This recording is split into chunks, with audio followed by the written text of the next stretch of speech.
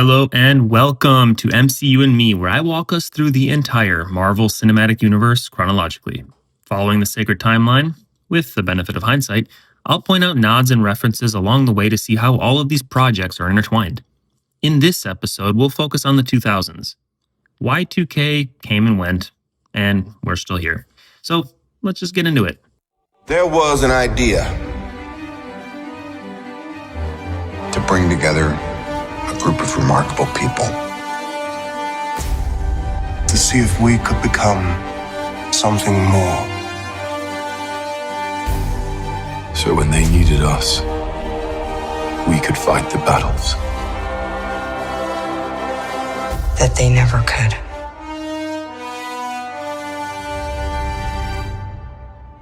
Before we enter the new millennium, I left a few key events out of the last episode that occur in 1999 as they make more sense to discuss here and now. Firstly, in March of 99, war is once again ripping its way through the Central Eastern European territory of Sokovia. It's a small landlocked country bordering Slovakia and Czechia. As is the case with every war, there are civilian casualties and mass destruction is leaving any survivors without homes. One family, the Maximovs, was unable to flee before the bombings began, so they hole up in their apartment. In order to distract their two young children, the twins Wanda and Pietro, who are only 10 years old, Oleg and Irina Maximov play videotapes of old American sitcoms. It's Wanda's turn to select what the family will watch, so she picks her favorite, The Dick Van Dyke Show. That night, a missile strikes their building, instantly killing the parents, but the children are spared, albeit trapped under the rubble. Pietro was quick to act, moving himself and Wanda under the bed where they remain for 2 days staring at yet another shell that hasn't gone off. The entire time, they fear any sudden movement or shift in the rubble while rescuers search the building for survivors will unintentionally set the missile off. Printed on the weapon of mass destruction is none other than the logo for Stark Industries. During this horrific time, the TV manages to remain on, playing a laugh track over and over again, forever becoming associated with this trauma for Wanda. The children are eventually rescued and placed into a Sokovian orphanage, but it wasn't sheer luck that prevented the second shell from going off at any moment. You see, Wanda had been born with a latent ability to wield chaos magic, an extremely powerful and rare form of magic. In a moment of great need, fearing for her and Pietro's lives, Wanda unknowingly cast a probability hex that turned that second shell into a dud. The next event that I want to highlight actually lets us reign in the new millennium as it takes place on December 31st, 1999. Tony Stark, either clueless, ignorant, or careless of what his company's weapons are being used for, travels to Bern, Switzerland to give a lecture, then attends a New Year's Eve party. He meets a genetic botanist named Maya Hansen, who is the creator of the Extremis virus. Its aim is to speed up bodily repair, but something isn't quite right with the makeup yet. It's unstable and keeps resulting in a fiery death for the plants she's testing it on. Tony also briefly meets Dr. Ho Yinsen for the first time, but he's already a bit intoxicated at this point and won't remember meeting the scientist the next time they cross paths. The last notable meeting on this cold night is with a researcher named Aldridge Killian, who sneaks past Tony's personal bodyguard, Happy Hogan, in order to quite literally give Tony an elevator pitch for his think tank. Tony's only thoughts at the moment are taking the party up to his hotel room, so he tells Killian to meet him on the roof so they can continue this discussion. That, of course, was a lie.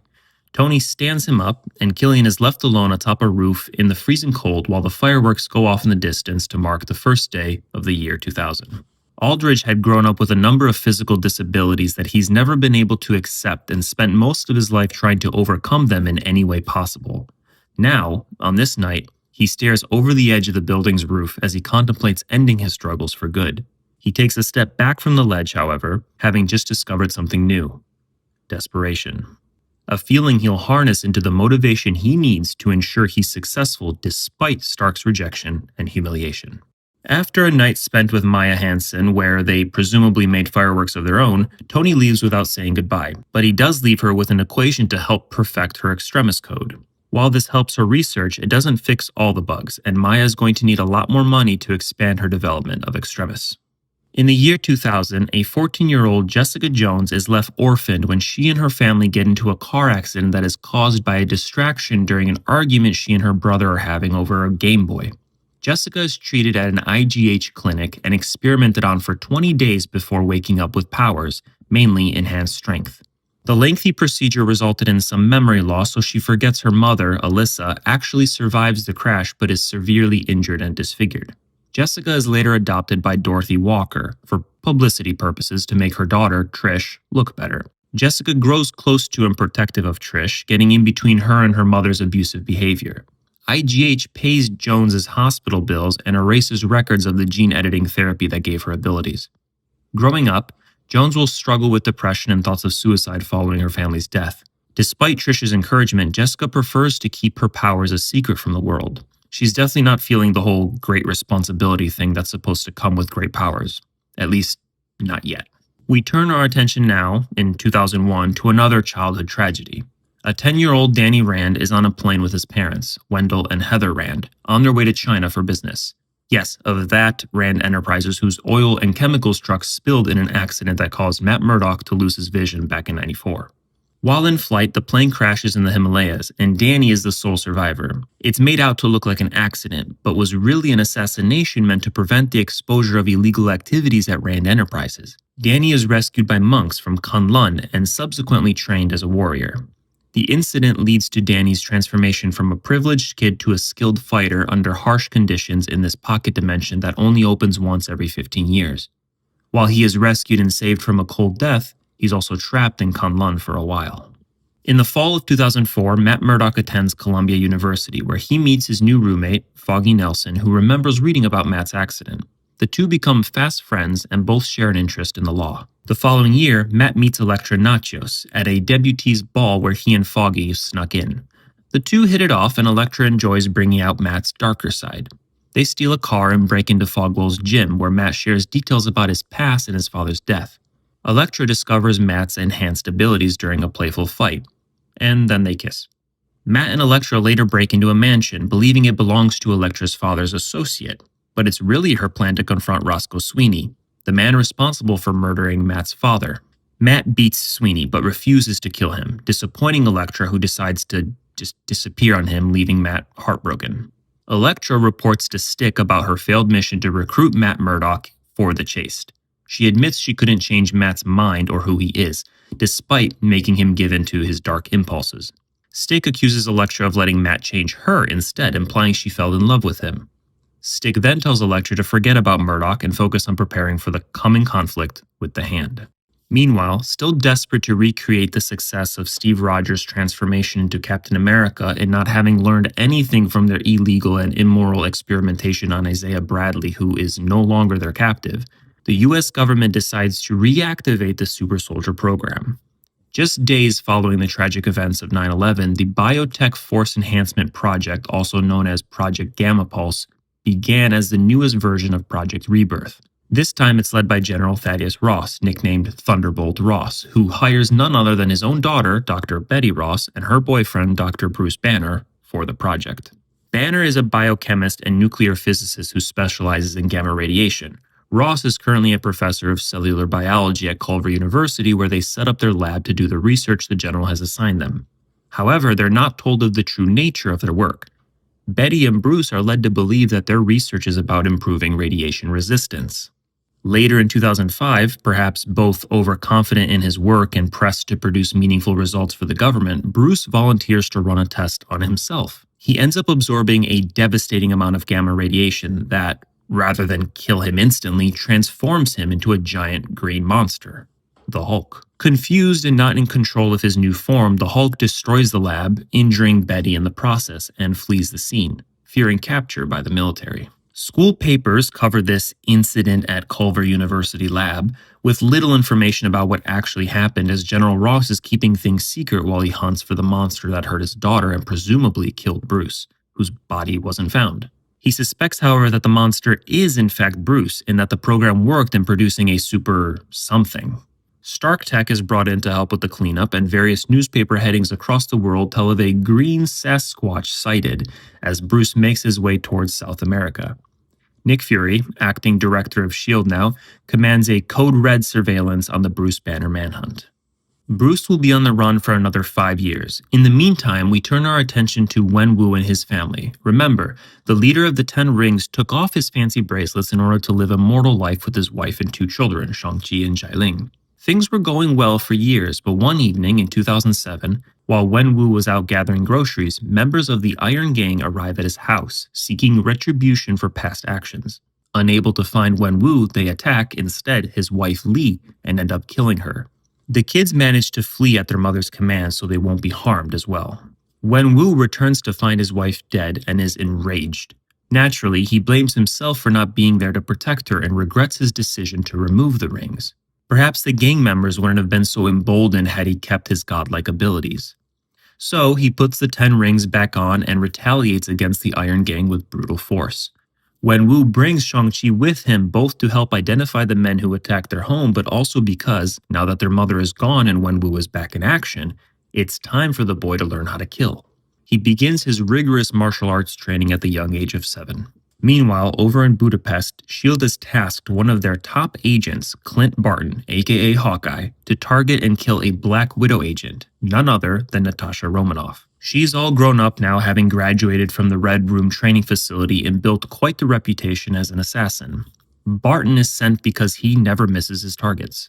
But rather than eliminate Romanoff, he recruits her to S.H.I.E.L.D. Her final step in defecting to the agency is to assassinate her boss and leader of the Black Widow program, General Dreykov. Together, they manage to rig the general's office with explosives. Unable to confirm specifically whether Dreykov is there or not, but also fearing to miss this opportunity, Romanoff relies on the assumption that because she can see his daughter, Antonia, in the office, he must also be there. They set off the bomb and presume the mission a success. However, Natasha believes she's also killed Antonia, which just adds more red to her moral ledger. She's wrong, however, but doesn't find out for some time. Fortunate to have not killed the innocent young girl, but unfortunate to have missed the target. This action, while admitting her into S.H.I.E.L.D. and forever changing the course of her life, will come around to bite her in the future. After taking the building down and shooting it out with Hungarian special forces, Romanoff and Barton spend 10 days in hiding before they're able to escape Budapest, a mission they'll never forget, at least in their own ways. We turn our attention now to Maya Lopez, who was born deaf to Taloa and William Lopez and grew up in Tamaha, Oklahoma. In 2007, a tragic car accident kills Maya's mother and resulted in Maya losing her right leg. After the accident, Maya and her father moved to New York City. She attends a regular school in New York, demonstrating her ability to lip read and excels academically. William encourages Maya to integrate into society despite her disability, as he's unable to afford specialized schooling for her. William spends his days as a member of the crime syndicate known as the Tracksuit Mafia. Yes, they actually wear tracksuits. This gang is overseen by none other than Wilson Fisk, who has made his way back to the city and is now a powerful criminal businessman with ambitions as large as he is.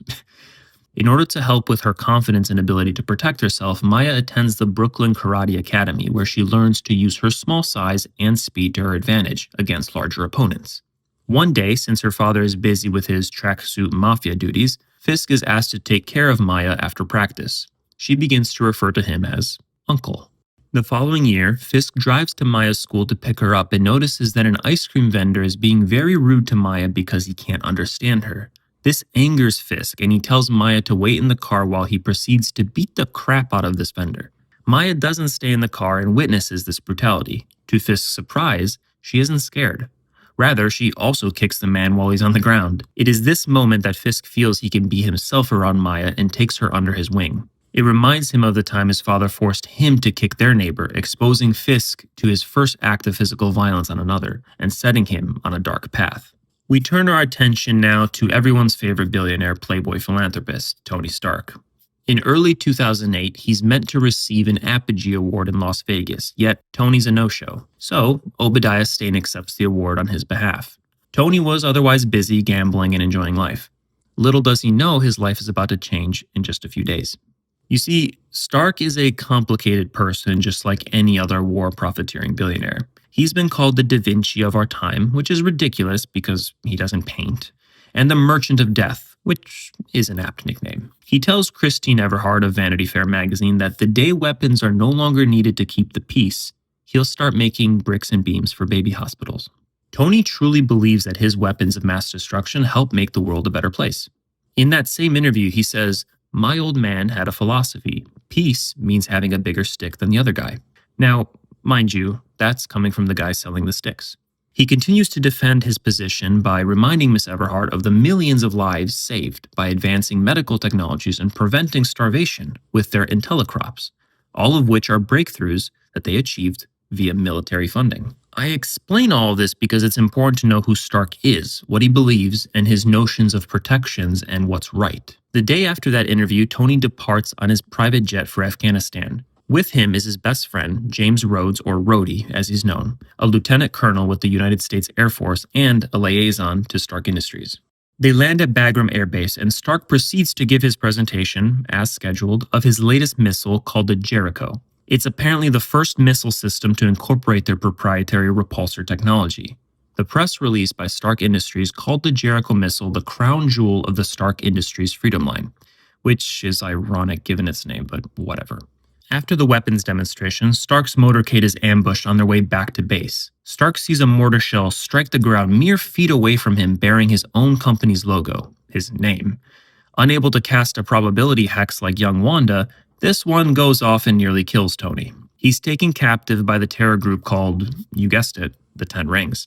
They have also captured Dr. Ho Yinsen, who performed some crafty operation on Stark, saving his life. He's hooked up to a car battery, which is used to power an electromagnet that's preventing shrapnel from entering his heart, as that would kill him instantly. Tony doesn't remember meeting the doctor several years back at that New Year's party in Switzerland. The Ten Rings captured Tony to force him to build their own Jericho missile. They provide him with all of the parts Tony requests, but with Dr. Yinsen's help, Tony instead builds the first version of a portable arc reactor for his chest to replace that battery, and builds Mark I of the Iron Man suit of armor. The doctor is killed trying to buy Tony time for the suit to finish booting up and tells Tony, "Don't waste your life." Stark manages to get away from the camp but crash lands further away in the desert where his suit is left in pieces. After being imprisoned for 3 months, he's finally rescued by Rhodey, who had not given up his search this entire time. Once back stateside, Tony doesn't waste any time. He calls a press conference but tells his bodyguard, Happy, to make a pit stop at Burger King on their way. While they place their order, a quick word from our sponsor. Would you take a burger from a clown? No, of course not, because you're smart and you know that clowns can't be trusted. But kings, on the other hand, can be trusted. Kings are beloved by everyone, so when a king turns to the culinary arts, you know it's going to be a gold standard. Burger King, it's what you crave when you've been stuck in a cave. Ad not paid for by BK. The monarchy is broke. Like us. Clowns still untrustworthy. Consider a quickie burger instead. Now, back to the show. At the press conference and in between bites of his burger, Tony tells the room of eager reporters, I had my eyes opened. I came to realize that I have more to offer this world than just making things that blow up. And that is why, effective immediately, I am shutting down the weapons manufacturing division of Stark International until such a time as I can decide what the future of the company will be, what direction it should take, one that I'm comfortable with and is consistent with the highest good for this country as well. This surprises everyone, especially Obadiah Stane, longtime family friend and the chief operating officer of Stark Industries who, Tony will later find out, is actually the one that ordered the hit on him in Afghanistan. Obadiah wants control of the company, but the board supports Tony as he's his father's son, after all. The Ten Rings thought to take advantage of the situation and have their genius captive build them a fancy new missile. With his new lease on life, Tony refines the portable arc reactor and builds himself a much improved Mark II of the Iron Man suit. After some more testing and improvements, like not freezing at high altitudes, he makes yet another version where he integrates more weapons and gives it a nice paint job, the Mark III.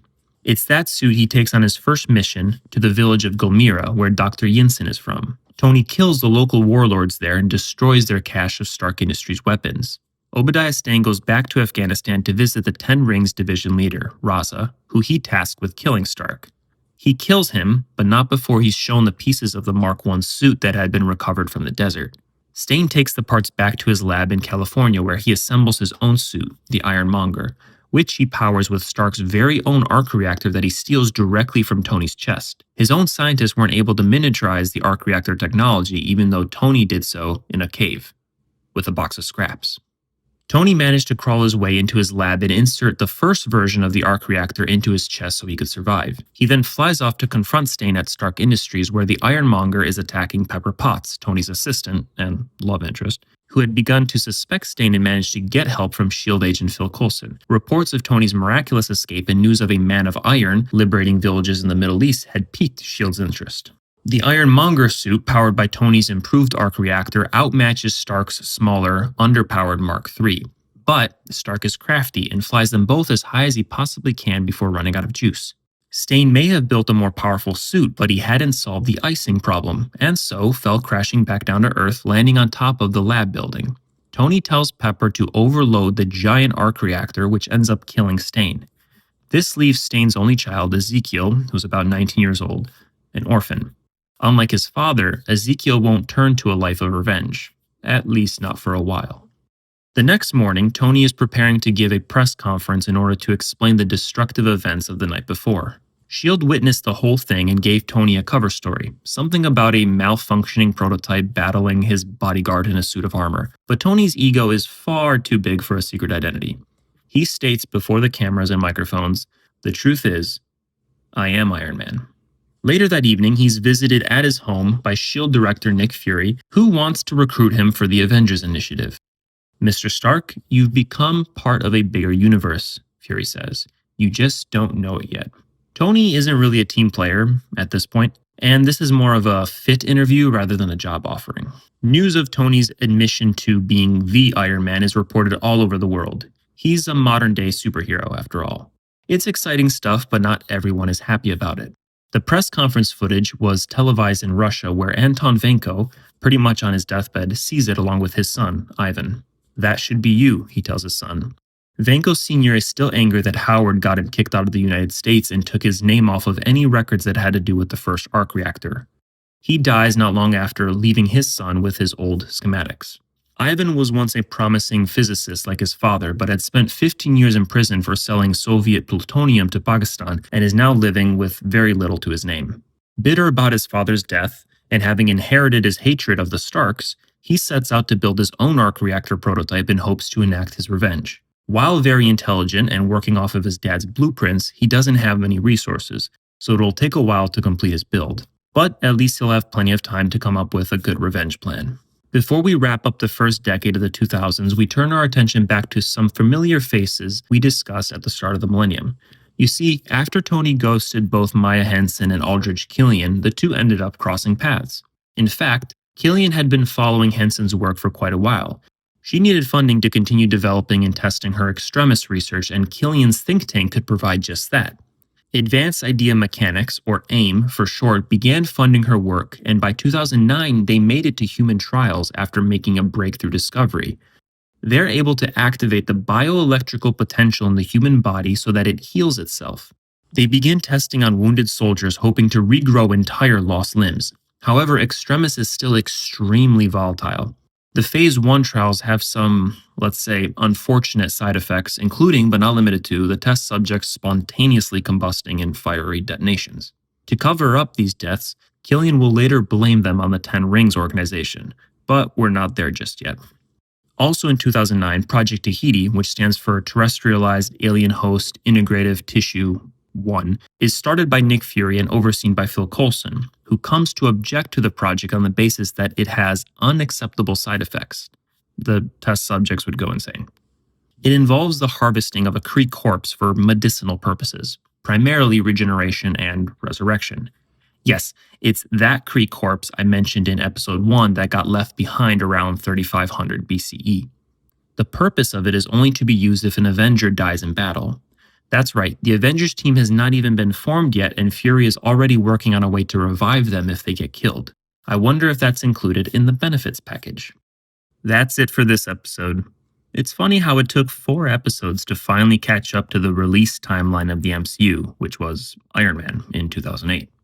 Everything you've heard before that occurred pretty much in flashback scenes from movies whose main timelines were further along. In the next episode, we're only going to cover the span of 2 years, and even then really focus on one specific week during which an insane amount of superhero activity was happening at the same time in various different locations in the US. Thanks for listening.